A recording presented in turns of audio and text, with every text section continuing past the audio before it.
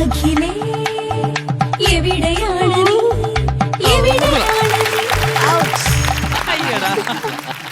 എവിടെയും പോയിട്ടില്ല. ഞങ്ങൾ അവതരിപ്പിക്കുന്ന കഥയുടെ പേരാണ് കാലം പറഞ്ഞു വെച്ച കഥ. ഞാൻ കാതികൻ അഖിൽ കൊച്ചിൻ. ഞാൻ കാതികൻ കൊച്ചഖിൽ. ഞങ്ങളുടെ കഥയിലെ നായകന്റെ പേരാണ് അജാസ്.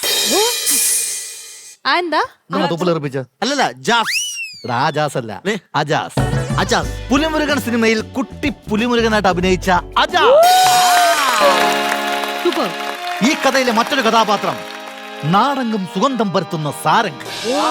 അത് ഗാനമേള ട്രൂപ്പല്ലേ? അത് പത്തനംതിട്ട സാരംഗ്. ഇത് നിഷ സാരംഗ്. ഈ കഥാപാത്രങ്ങൾ മുഴുവൻ നമ്മുടെ കോമഡി മാസ്റ്റേഴ്സിലേക്ക് എത്തുകയാണ്. നമുക്ക് അവരെ സ്വാഗതം ചെയ്യാം. ടീം കാലം പറഞ്ഞ കഥ.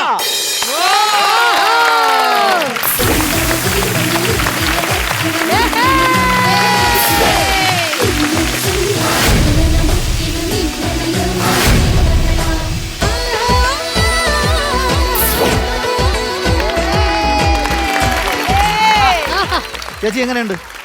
സൂപ്പർ. എന്തൊരു മുഴുവൻ ക്യാരക്ടറും ഫുൾ ക്യാരക്ടേഴ്സ്. ഇനി വേറെ കാര്യമുണ്ട്. സാധാരണ നമ്മുടെ ഫ്ലോറില് സിനിമ പ്രൊമോഷൻ അങ്ങനെ ഒരുപാട് സിനിമകളുടെ ടീം വരാറുണ്ട്. ഇത്രയൊരു നീണ്ട നിര ചേച്ചി ആദ്യമായിട്ടല്ലേ? അതാണ് ഞങ്ങൾ ഒരു കാര്യം. പിന്നെ നമ്മുടെ കാര്യം ഏറ്റത് വൃത്തിയായി. നിങ്ങൾ പറഞ്ഞൊക്കെ കറക്റ്റ് ആണ്. പക്ഷേ സിനിമയെ പറ്റി കൂടുതൽ ഞങ്ങൾക്ക് അറിയണം. ട്രെയിലർ എവിടെ? ട്രെയിലർ വേണ്ടേ? ട്രെയിലർ വേണം. ഇപ്പൊ വരും ട്രെയിലർ. കണ്ടോ?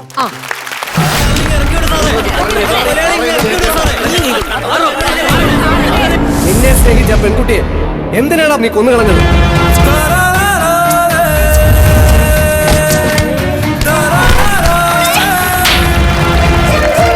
പോലെ ഒരു പെണ്ണു വന്നു ഇരുന്നു തൊട്ടുകുളിരുന്നു കോരിയിടുമുള്ളിലാണ്. എന്തെങ്കിലും പ്രശ്നം ഉണ്ടെങ്കിൽ അത് പറഞ്ഞു തീർക്കാം. ഇനി ഈ നാട്ടിൽ നിന്നെ കണ്ടേക്കുന്നത്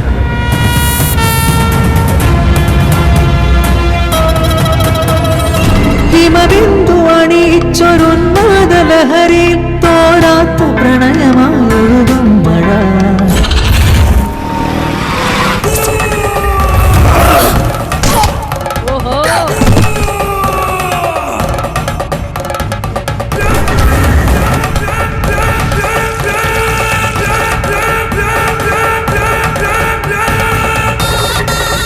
നമ്മുടെ നാട് ഒരുപാട് പുരോഗമിച്ചു. പക്ഷെ ഈ മയക്കുമരുന്നുണ്ടല്ലോ അതെല്ലാം നശിപ്പിക്കും.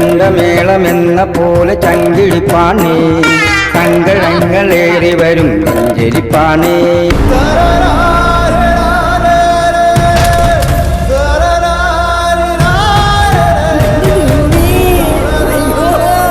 ഈ കുഞ്ഞിന്റെ മാതാപിതാക്കൾ ഇതെങ്ങനെ സഹിക്കും?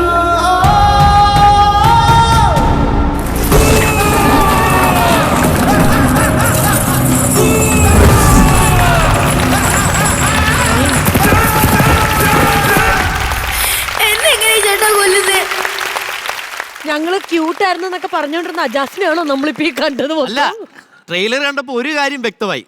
ചെറുക്കം വല്ലാണ്ടെങ്കിൽ പ്രസാദ് എന്നോട് ചോദിക്കട്ടെ. പ്രസാദ് ഏട്ടാ, ബ്യൂട്ടിഫുൾ വർക്ക് ആദ്യമേ പറയട്ടെ. ഒരുപാട് സന്തോഷമുണ്ട്. അപ്പൊ സിനിമയെ പറ്റി നമുക്കും നമ്മുടെ പ്രേക്ഷകരോടും ഒരു 2 വാക്കിൽ പറയണം പ്ലീസ്. കാലം പറഞ്ഞ കഥ നമ്മൾ ഈ കാലഘട്ടത്തിൽ സംഭവിച്ചുകൊണ്ടിരിക്കുന്ന യാഥാർത്ഥ്യങ്ങളിലേക്ക് തിരിഞ്ഞു നോക്കുന്ന ഒരു സംഭവ കഥയാണ്. ഇത് ഇന്നത്തെ കാലഘട്ടത്തിന് ആവശ്യമായ ഒരു സിനിമയാണ്. പുതുതലമുറയ്ക്കും വളർന്നു വരുന്ന ഈ പറഞ്ഞ ഇപ്പോഴത്തെ സംഭവങ്ങൾക്കൊക്കെ അതിൽ നമുക്ക് അജാസിനെ കിട്ടിയെന്നുള്ള വലിയൊരു അനുഗ്രഹമാണ്. അതിലെ പുലിമുരുകൻ എന്ന സിനിമ നമുക്ക് മറക്കാൻ പറ്റാത്ത ഒരു കഥാപാത്രമായിരുന്നു. അപ്പം ഈ ക്യാരക്ടർ ആര് ചെയ്യണമെന്ന് ഞങ്ങൾ ഒരുപാട് സെർച്ച് ചെയ്തു. ഞങ്ങൾ അജാസിലേക്ക് എത്തിച്ചേരുകയായിരുന്നു.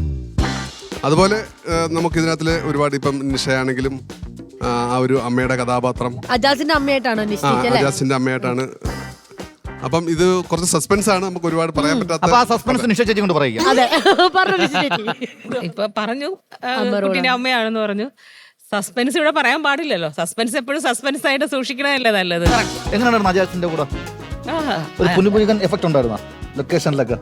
ഇല്ലില്ല, പാവം. ഞാൻ വിചാരിച്ചു അതിൽ കണ്ടപ്പോഴേ പുലിമുരുകനിൽ കുട്ടി കണ്ടിട്ടുണ്ടല്ലോ, അപ്പൊ എനിക്ക് ഭയങ്കര ക്യൂട്ടായിട്ടുള്ളൊരു കുട്ടി. അത് ഭയങ്കര രസമല്ലേ ചെയ്തിരിക്കുന്നത്, മനോഹരമായിട്ട് ചെയ്തിട്ടുണ്ട് പുലിമുരുകനില്.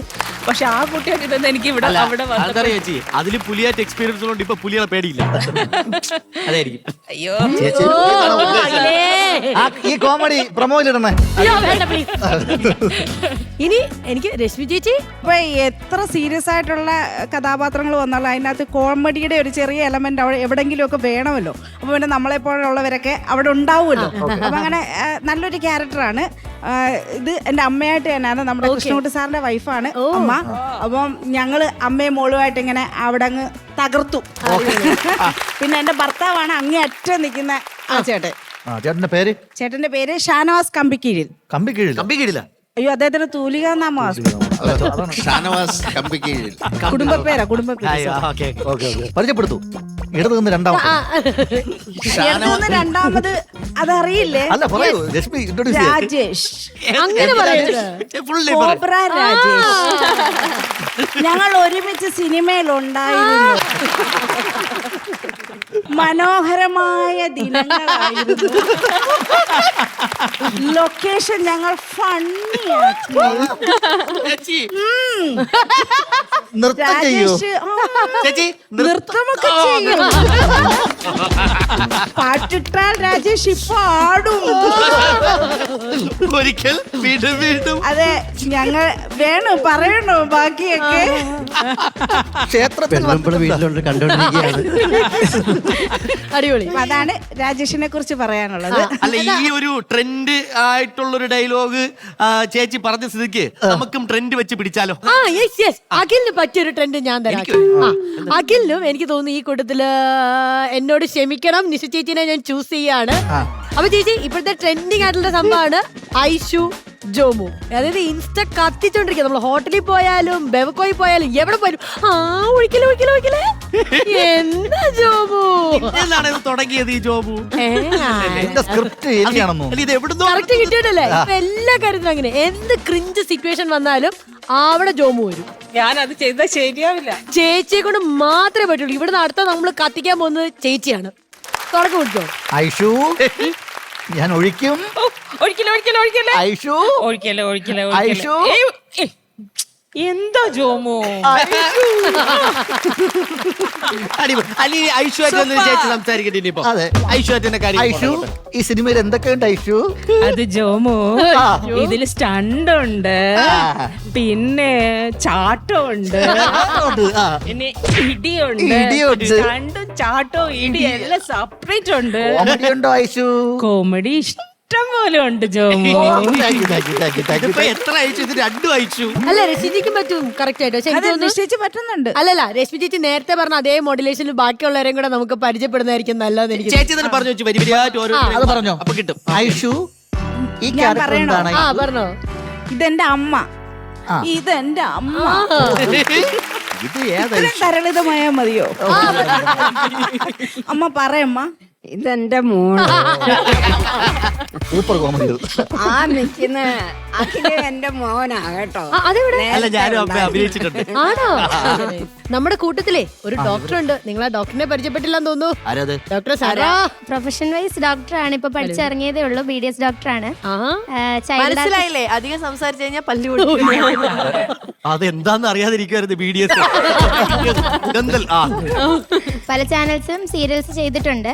ഇപ്പൊ കുറച്ചു നാളായിട്ട് ഗ്യാപ്പായിട്ട് ഇപ്പം പ്രസാദ് സാറാണ് ഇതിലേക്ക് വിളിച്ചത്. അങ്ങനെ റീ എൻട്രി ആയിട്ട് ചെയ്തതാണ്. ഞാനും സാൻഡ്രയും 20 വർഷത്തിന് ശേഷമാണ് ഇന്ന് കണ്ടുമുട്ടിയത്. ഞങ്ങൾ പണ്ട് കുഞ്ഞിലെ ചൈൽഡ് ആർട്ടിസ്റ്റ് ആയിട്ട് ഒരുമിച്ച് സീരിയൽ അഭിനയിച്ചിട്ടുണ്ട്. അപ്പൊ ഇന്ന് സാൻഡ്ര ഒന്ന് എന്റെ അടുത്ത് ഇങ്ങോട്ട് ചോദിച്ചു, ഓർമ്മയുണ്ടോ? ഞാൻ മുഖം ഒന്ന് സൂക്ഷിച്ചു നോക്കിയപ്പോ എനിക്ക് എന്നിട്ടാണ് ഇത്ര നേരം ഒരു പരിചയമാണ് പോലെ ഇരുന്നത്. ഒരു വാക്ക് നീ ചോദിച്ചു. ഞാൻ ആ ഒരു സിറ്റുവേഷനിൽ അടിക്കാൻ വേണ്ടി മാറ്റി വെച്ചേക്കായിരുന്നു. എല്ലാവർക്കും നമസ്കാരം. ഞാൻ ഇതില് സാൻഡ്രയുടെ ഹീറോയിന്റെ മദർ ക്യാരക്ടറാണ് ചെയ്തിരിക്കുന്നത്. ഇനി പരിചയപ്പെടാത്ത നമ്മുടെ ചേട്ടൻ. പ്രിയമുള്ളവരെ, അമൃത TVയിൽ വരാനും അമ്മയുടെ അനുഗ്രഹമുള്ള ഈ TVയിലെ ഒരു പ്രോഗ്രാമിന് എത്തിച്ചേരാനുള്ള ഭാഗ്യം സിദ്ധിച്ചതിൽ എനിക്ക് വളരെ സന്തോഷമുണ്ട്. ഞാനൊരു റിട്ടയർ ചെയ്ത ഹെഡ് മാസ്റ്ററാണ്. ഇത് ഈ സിനിമ ചെയ്യാൻ എനിക്ക് പ്രേരിതമായത് നമ്മുടെ നാട്ടിൽ നടന്ന ഒരു വലിയ ദുരന്തം, ആ ദുരന്തത്തിൻ്റെ ബേസ് ഗ്രാസ് റൂട്ട് അന്വേഷിച്ച് പോയി അതിനെക്കുറിച്ച് ഒരു കഥ എഴുതി, തിരക്കഥ എഴുതി അത് പ്രൊഡ്യൂസ് ചെയ്യാനുള്ള ഭാഗ്യവും എനിക്കുണ്ടായി. അത് വലിയ സിനിമയൊന്നും ഞാൻ പറയുന്നില്ല, ഒരു കൊച്ചു സിനിമ. പക്ഷേ ഈ സിനിമയ്ക്കകത്ത് അതിൻ്റേതായ ഒരു മൂല്യം, ഒരു അധ്യാപകൻ എന്ന നിലയിൽ അതിൻ്റേതായ ഒരു മൂല്യമുണ്ട്. എൻ്റെ ഭാര്യയും മക്കളും കുടുംബവും ചേർന്നാണ് നാടകശാല എന്ന് പറയുന്ന ഈ ചാരിറ്റി സൊസൈറ്റി നടത്തുന്നത്. പാവങ്ങൾക്ക് എല്ലാ മാസവും പെൻഷനിൽ നിന്ന് കിട്ടുന്ന 50 പേർക്ക് ഭക്ഷ്യക്കിറ്റ് മാസം തോറും ഞാൻ കൊടുക്കുന്നുണ്ട്. മാഗസിൻ പ്രകാശിപ്പിക്കുന്നുണ്ട്. എല്ലാവിധത്തിലുള്ള കലകളും അവിടെ അഭ്യസിപ്പിക്കുന്നുണ്ട്. വളരെയേറെ സന്തോഷം, വളരെയേറെ സന്തോഷം. ഒരുപാട് സന്തോഷം ഞങ്ങൾക്കും സാറിനെ കാണാൻ സാധിച്ചാലും. അതുപോലെ തന്നെ ഇനിയും സിനിമകൾ വരട്ടെ. ഇനി നമുക്ക് ഏറ്റവും പരിചയമുള്ള ആള് മിണ്ടുന്നില്ല, രാജേഷേട്ടൻ. ഒന്ന് വാങ്ങിക്കേ. കോബ്ര രാജേഷേട്ടൻ, ഒറ്റ പടം മതി, ആക്ഷൻ ഹീറോ ബിജു. നമസ്കാരം. ഒരുപാട് സന്തോഷമുണ്ട്. കാരണം ഞാൻ ആക്ഷൻ ഹീറോ ബിജുവിന് ശേഷം കുറച്ച് സിനിമ ചെയ്തിട്ടുള്ളൂ. അതിലെല്ലാത്തിലും തന്നെ കുടിയനാണ്. ഈ സിനിമയിൽ ഒരു നന്മയുള്ള നാട് നശിപ്പിക്കുന്ന ഒരു ഗുണ്ടയാണ്. അപ്പോഴും കുടിയുണ്ടല്ലോ. എന്തായാലും എനിക്ക് പ്രിയപ്പെട്ട പ്രേക്ഷകരുടെ കാര്യം പറയാനുണ്ട്. ഇപ്പോൾ ഒരുപാട് ഇതുപോലുള്ള പടം ഇറങ്ങാറുണ്ട്, പലരും കാണാറില്ല എന്നുള്ള സത്യം. പക്ഷെ നിങ്ങൾ ഈ ഒരു സിനിമ നിങ്ങൾ കാണണം. കാരണം എന്താണ് നമ്മുടെ നാട്ടിൽ വീണ്ടും വീണ്ടും കൊലപാതകങ്ങളും ഈ പീഡനങ്ങളും എന്താണ് പെരുകുന്ന ഒരു സത്യം ഈ സിനിമയിൽ പറയുന്നുണ്ട്. ഒന്ന് കാണുക. പ്രത്യേകിച്ച് നമ്മുടെ മക്കളെ നിങ്ങൾ ഈ സിനിമ കാണിച്ചാൽ എന്താണ് വീണ്ടും നമ്മുടെ കൊച്ചു കേരളത്തിൽ ഇത്രമാത്രം ഈ കൊലപാതകവും പീഡനവും അല്ലേ പെരുകുന്നുള്ള മനസ്സിലാക്കും. അതൊരു വലിയ മെസ്സേജ് തന്നെയായിരിക്കും. ഒപ്പം മെസ്സേജ് അല്ല, ചിരിയുണ്ട്, ചിന്തയുണ്ട്, ഇടിയുണ്ട്, എല്ലാം ഉണ്ട്. എല്ലാവരും സിനിമ കാണണം. എനിക്ക് അവസരം തന്ന പ്രിയപ്പെട്ട സാറിനോടും ഒപ്പം ഞാനിവിടെ ഒരുപാട് സ്കിറ്റ് കളിക്കാൻ വന്നിട്ടുള്ളതാണ്. അപ്പം ഞാനിവിടുത്തെ ചെറിയൊരു അംഗം തന്നെയാണ്. പിന്നെ എനിക്ക് ഒരുപാട് പടമൊന്നും ഇല്ലാത്തതുകൊണ്ട് ആരും വിളിക്കുന്നില്ല. നിങ്ങളെങ്കിലും വിളിക്കണമെന്ന് അപേക്ഷയുണ്ട്. നന്ദി, നമസ്കാരം. അല്ല, മൊത്തത്തിൽ അപ്പൊ ഇപ്പോഴാണ് ഇതൊരു കുടുംബ ചിത്രമായി. എല്ലാം കൊണ്ട് കുടുംബ ചിത്രം. കാലം പറഞ്ഞ കഥ അപ്പോ എന്തായാലും നമ്മുടെ ഈ സമൂഹത്തിനെതിരെ പിടിക്കുന്ന ഒരു കണ്ണാടിയാണെന്ന് തോന്നുന്നു അല്ലേ? അതായത് അപ്പൊ എല്ലാരും ഈ സിനിമ പോയി കാണണം.